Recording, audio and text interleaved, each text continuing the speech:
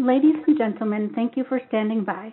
Welcome to the Tel Aviv Stock Exchange Q1 2023 Results Conference Call.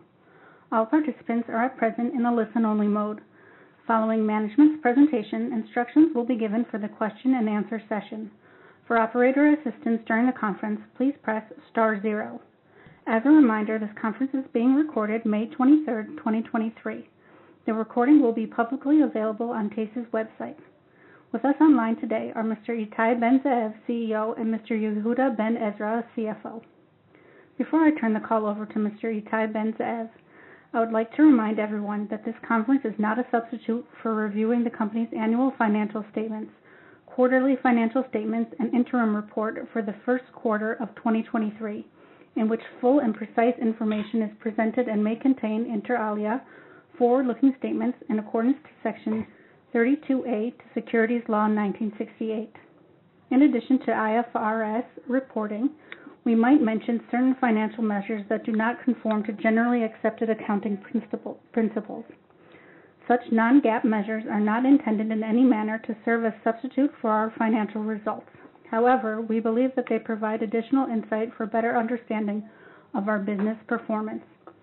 Reconciliations between these non-GAAP measures and the most comparable related GAAP measures are included in tables that can be found in our earnings press release and in the slide presentation accompanying this call.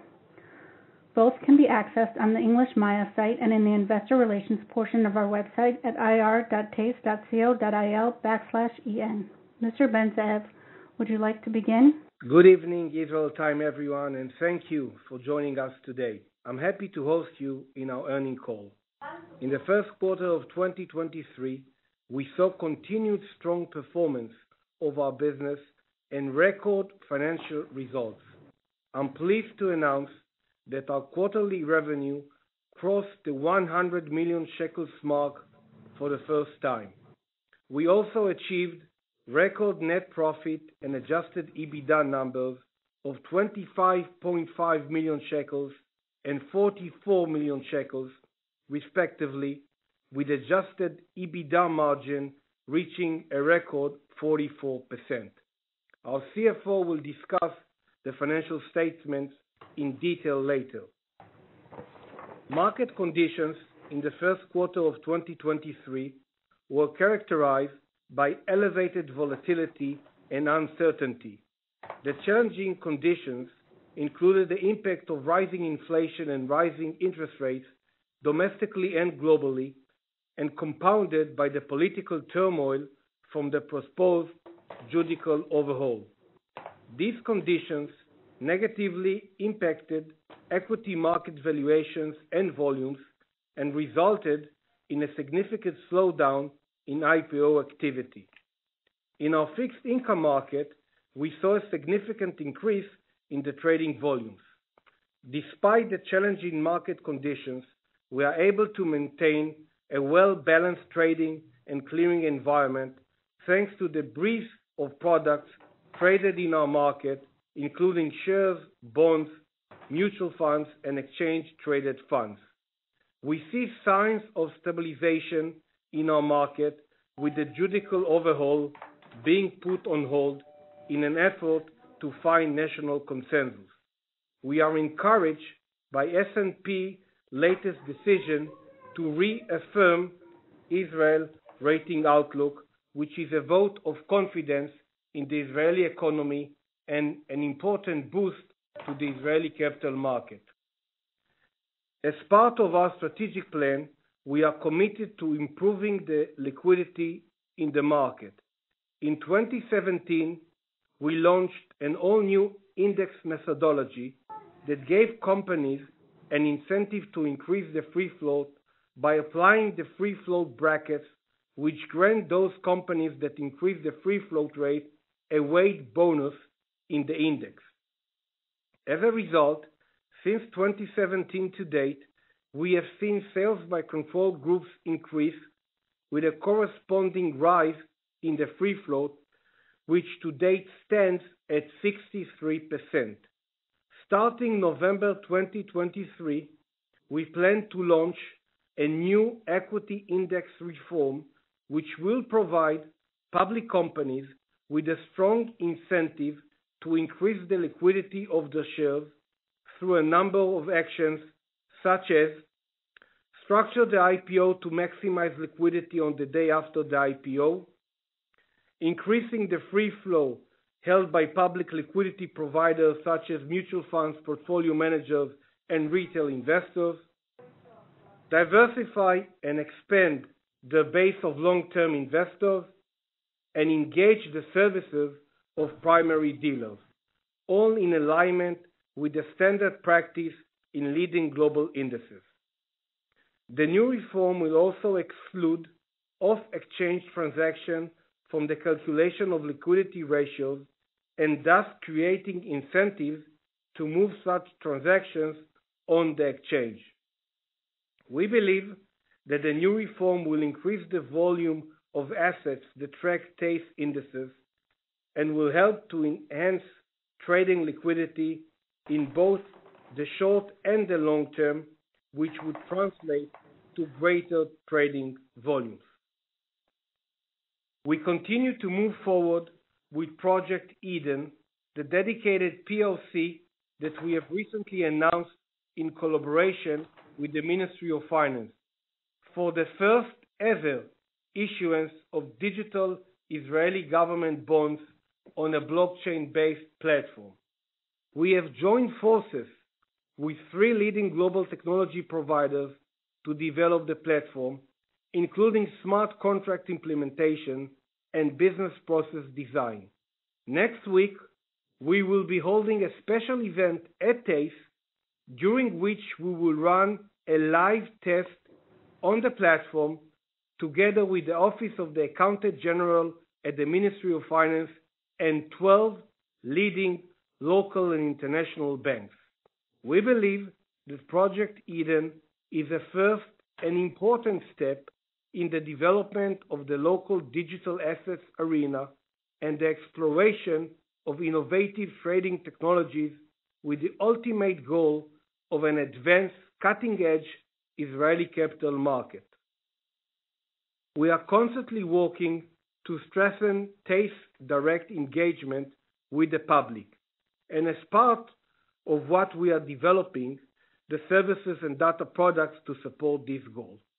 I am pleased to announce that we launched today the TASE Plus Smart Portfolio that we have developed with leading fintech companies. It is an advanced smart tool for tracking shares in Israel and abroad that incorporates analysis and AI-based financial insights. This move will enable us, for the first time, to engage directly with the public and continue to develop advanced investment management tools for the benefit of the public. We aired TASE Plus as part of the launch of a new website that offers, among other things, a data store that supports digital payments. Our line of data products is also designed to encourage participation in the capital market, both by companies and by public, as a means to increase market liquidity. We continue to advance ESG activities, and I'm pleased to inform you that within this framework, we have donated an amount of 300,000 shekels towards the establishment of an impact investment fund for the training and placement of diverse populations in quality employment in collaboration with SFI, Social Finance Israel, a public benefit firm that implements models for solving social issues in Israel and develops the impact investment market in Israel. We have also recently published an ESG questionnaire in English, which we developed in collaboration with Good Vision, an ESG advisory services firm that is designed to assist TASE-listed companies to develop their ESG activity in line with global standards and enjoy better exposure to international ESG rating firms and to a larger pool of local and international investors. And now, I would like to give you an update on TASE buyback plan that was approved in March 2022 in an amount of up to 100 million shekels. Since the beginning of the buyback plan in May 2022, TASE repurchased 3.9 million shares for a total consideration close to 66 million shekels at an average price of 17.1 shekels per share. This concluded our previously authorized buyback plan. TASE has excess liquidity of 273 million shekels, strong financial statements, and organic growth, as also demonstrated this quarter. Taking into account the company's options for investing surplus funds, the returns they will generate, and the state of the Israeli capital market in recent times in general, and the company's share prices in the recent period in particular, the company believes that the purchasing its own shares is a business opportunity that benefits shareholders and has the potential to increase their value alongside the improvement of financial indices. Therefore, the Board of Directors authorized today to continue with the third buyback plan of up to 34 million shekels over a period of about 6 months. The board also authorized a special buyback plan of up to 90 million shekels until the end of June 2023, which is not subject to the prescribed restrictions and to the terms of the safe harbor protection. In conclusion, I am confident that TASE will maintain its growth momentum in the coming years, as clearly demonstrated by our financial statements for the first quarter, and we will continue to pursue the goals that we have set in our multi-annual strategic plan. And now, I would like to hand over to Mr. Yehuda Ben Ezra, who will continue with the review of the Q1 results. Thank you, Itai. Good evening, everyone, and thank you for joining us today. This quarter, TASE continue with the strong financial results. Our revenues total to 100 million shekels, a new records in the TASE revenues. Also, new records in our adjusted EBITDA total to 43.5 million shekels, and our adjusted net profit total to 26.1 million shekels. Now I will begin with slide number 5, which shows some of the key highlights from our results for the first quarter. Our revenue total to 100 million shekels, compared to revenue of 97.7 million shekels in the corresponding quarter last year, an increase of 2%. The increase in revenue is due mainly to the increased volume of the activity, excluding the non-recurring effect of an update to the estimated period of revenue recognition from listing fees recorded in the corresponding quarters last year in the amount of 4.3 million shekel, a 7% increase year over year. The adjusted EBITDA for the first quarter of 2023 totaled 43.5 million shekel, compared to 36.8 million shekel in the first quarter of 2022, an increase of 18%. The adjusted EBITDA margin increased to 43.5% compared to 37.7% in the corresponding quarter. Financing incomes in the first quarter of 2023 totaled 2.5 million shekels compared to financing expenses of 5.2 million shekels in the first quarter of 2022. The adjusted net profit increased significantly, amounted to 26.1 million shekel compared to 14.9 million shekel in the first quarter of 2022, an increase of 76%. After reviewing the highlights of our financial results, let's take a deeper look at the breakdown of our revenues and expenses. I will now discuss our revenue in the first quarter of 2023. Let's go to slide number 7. Our revenues from trading and clearing commissions increased by 6% compared to the corresponding quarter of 2022 and totaled 41.9 million shekels. The increase mainly results from the increase in the revenue from T-bills issuance and the cancellation of the maximum commission on OTC transactions, which contributed 9%, and from increase in revenue from mutual funds and corporate bonds resulted in a 3% increase in revenue. This increase in revenue was partly offset by a decrease in income from shares due to the reduced trading volumes, resulted in a 6% decrease in revenue compared to the corresponding quarter last year. Our revenues from listing fees and annual levies decreased by 18% compared to the first quarter of 2022 and totaled 20.3 million shekels. The decrease in revenue from listing fees and levies is due to the updating of the estimate concerning the period of recognition of revenues from listing fees on shares and ETF pursuant to IFRS 15 in the amount of 4.3 million shekels performed in the corresponding last year. Our revenue from clearing house services increased by 10%, totaling 19.1 million shekels. 12% of the increase resulted from existing services rendered by the clearing houses members and listed companies. That was partly offset by a decrease of 4% in revenue from custodian fees resulted of the reduction in the value of assets that are held in the custodianship at the TASE clearinghouse. Our revenue from distribution of data and connectivity services increased by 20% compared to the corresponding quarters of 2022 and totaled 17.1 million shekels.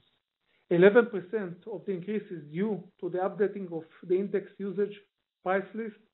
3% of the increase is due to rise in revenue from connectivity services, and 3% of the increase is due to revenue from data terminals for customers outside Israel. I will now discuss our expenses in detail. Please go to slide number 9.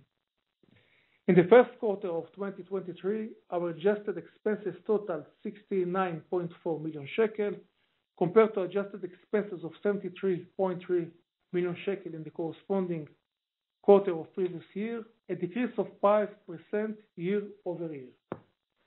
The expenses related to the employee benefits decreased by 5% and total 38.2 million shekel. The decrease in the expenses mainly results from a decrease in the variable compensation, vacation expenses, and due to the increase in the capitalization of expenses for software developed for internal use. Computer and communication expenses increased by 32% compared to the corresponding quarter of the previous year and total 9 million shekels. The increase resulted mainly from an increase in the maintenance cost of the new computer systems. Marketing expenses decreased by 85% compared to the corresponding quarter of the previous year and totaled 0.9 million shekel. The decrease is a result of the timing of marketing campaign. In the first quarter of 2022, the company launched new advertising campaigns at a total cost of 3.9 million shekels. The depreciation and amortization expenses increased by 3% compared to the corresponding quarters of the previous year and totaled 12.9 million shekels. The increase is mainly due to the upgrading of infrastructures and launching of new products.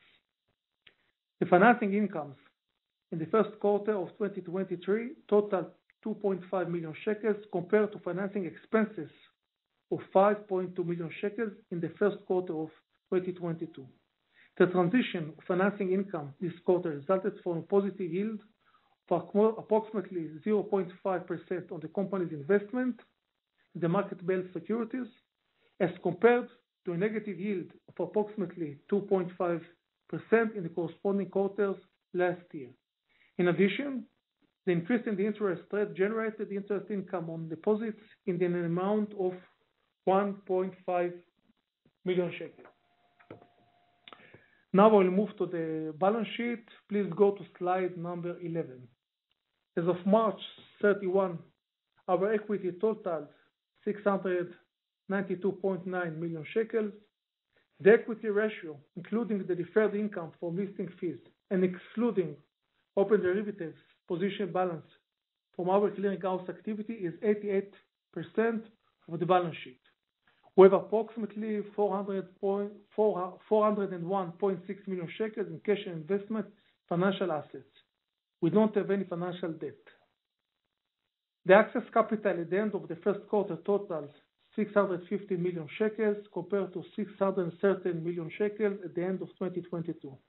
The excess liquidity at the end of the first quarter totaled 273 million shekels compared to 257 million shekels at the end of 2022. The board of directors also approved a safety caution which serves as an additional layer for handling stress scenarios, and it is at the discretion of the board of directors. Now let's move to the cash flow. Please go to slide number 12. TASE free cash flow increased by 5 million shekel compared to the corresponding quarter of the previous year and totaled 34.8 million shekels.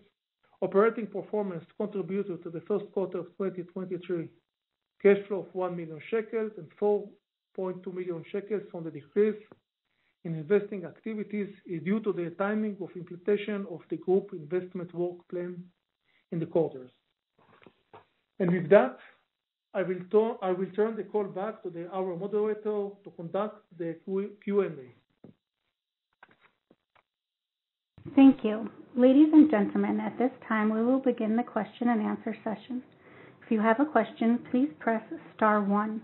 If you wish to cancel your request, please press star 2. If you are using speaker equipment, kindly lift the handset before pressing the numbers. Your questions will be polled in the order they are received. Please stand by while we poll for your questions. The first question is from Dan Fannon of Jefferies. Please go ahead. Hi, guys. Thanks for taking my question. I guess to start, if we could talk about the market data line. It looks like the index fees, which you announced, I think, a few quarters ago in terms of the pricing change kicked in. Just want to see if that $2.5 million run rate for the authorization for index usage is a good run rate, and maybe broadly the market data index revenue line, thinking about prospectively how we should think about maybe some of the growth from here. Yeah. Hi, Dan. So in terms of the data, part of the increase is because of the index, and the other part is because of the activity and the products and everything that we are conducting. Something around 1.5 million shekels. It's an increase in the quarter because of the new pricing of the index. And in terms of run rate, I just want to remind you, as we stated a few months ago, that starting 2024, it will be doubled. So if the AUM remains the same, the 1.5 will be 3 million starting 2024 and onwards. Per quarter. Per quarter, of course. I'm sorry, the third quarter, is that what you said? No, I'm saying each quarter and onwards, because the 1.5 okay. is like for the first quarter, so it's around 6 million for the whole year. Right. But right. it's very important for me to emphasize that this is only part of the growth that we see and have. Understood. Moving towards the clearinghouse revenues, which also continue to grow quite nicely. Can you expand a bit upon, how we should, what's driving that, particularly on the clearinghouse services, and potentially the prospects for that going forward? Yeah, so as I stated before, we have invested a lot in the past few years in many new services and upgraded services. And we have a lot of activity. Sometimes, in terms of the AUM, it can impact negatively. Sometimes there can be also some timing issue because like toward the end of the year, if it falls on a weekend, some of the actions can be at the first day of the new year. But in general, when we laid out in October our new strategic plan, part of the organic growth that we see ahead is based on our clearing and settlement services, which is combined of many actions and services that we apply. It does not consist on one or two big pillars. It's a combination of many things. Okay, understood. And I just want to clarify on the listings revenue, the accounting, the change in reporting, if I recall, that was more for first quarter last year. As we think about what you just reported, this is a reasonable run rate then assuming, what happens with additional company share issuance, other things that can drive it. But in terms of one-time accounting changes, was there anything in this quarter that impacted the revenues? No, none. And as you mentioned, what you said is very accurate. Okay, great. And then moving to expenses, marketing obviously very low this quarter versus what we've seen, and you talked about the timing of certain programs. So I guess as we think about the remainder of this year, I believe marketing is expected to be down, but how should we think about the quarterly flow of those campaigns? Well, we just initiated this week a campaign of estimated amount of around 1.5 million shekels, trying to taking advantage of the current situation in Israel and trying to tell the government to lower the tax on capital gains in order also to incentive people to invest more in Israel rather than in outside of Israel.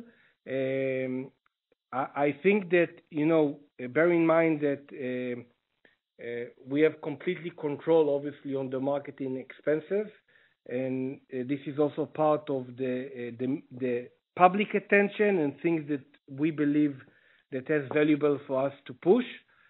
So we do plan to use this budget during the year, but obviously it's also a question of market conditions, politics, etc.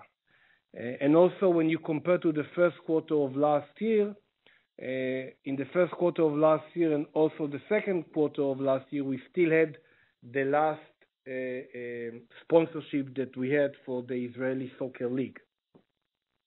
So it's also important to remember in comparison between the periods. Understood. Is there a way to think about the budget for the full year that you're allocating versus the 13 million shekels you spent last year in terms of the reported marketing expense? Yeah, I said that on the last call that, we estimate that we will not use more than what we used last year, the total budget. Right. Okay. So obviously ramping from what was abnormally low levels here in the first quarter. Yes, that's correct. Okay, and then just moving to the buyback, the authorization, both the continuation plus the special for this quarter. Could you give us a framework of how you came up with the dollar amount to be executed by June 30th, and if we kind of continue to think about this year, and how maybe the board is thinking about these type of special programs versus ongoing, and as you're continuing to generate, good cash flow building, you don't have other needs for that. Should we be thinking about, buyback programs beyond the current time periods for those authorizations? Well, the regular buyback, the third tranche is basically assuming it will take place. It will close the 100 million shekels that was announced last year. The special buyback plan that was approved, you should look at it as a one-time, not as something which is ongoing. We believe that the current conditions in Israel, in general, and also with respect to our share price, create a very interesting opportunity for us to do a substantial transaction. The way we came up with the amount is basically we looked at like up to 5% of the outstanding equity of the company, which is around 80 million shekels as of today. So it's the 90 million shekels barrier came from there. Obviously, as you stated, in terms of our excess liquidity and statements, we have no issue of investing those amount of money. We know our business better than we know other businesses, and we believe that what happened in Israel in recent months had an impact on us, even though you see the business and you see the results. And given the liquidity of the share, we thought it makes sense also to signal if there are substantial shareholders that are thinking for any reason whatsoever to sell a significant amount, so it will be best for us to actually to buy it. So the way they look at it is only as a one-time. It's not something that I'm talking about the special buyback. It's not something that I see it as a recurring program. Understood. That's helpful. And then just broadly, as we think about the various revenue buckets, was there any other pricing changes in the quarter? So as we think about run rate going forward, there might be, so we can contemplate that. No, in the current quarter, we had no pricing changes, none. Okay. And lastly, just in terms of the regulatory framework and the resolution around your oversight and the process for appointment and how to think about that time period, where does that currently sit? Well, we still do not have a new chair of the ISA, and we don't know when the new person will be appointed, but it's very important for me to emphasize that we have a good working relationship with the ISA. We have a fruitful dialogue. We just got last week a few approvals of certain initiatives and things that we've been waiting for. So we see the business as ongoing, and I believe that we even if a new chairperson is not being appointed in the next several weeks, I believe that we will still make things progress with the ISA. Great, that's very helpful. Thanks for answering all my questions. Always a pleasure, Dan. If there are any additional questions, please press star 1. If you wish to cancel your request, please press star 2. Please stand by while we poll for more questions.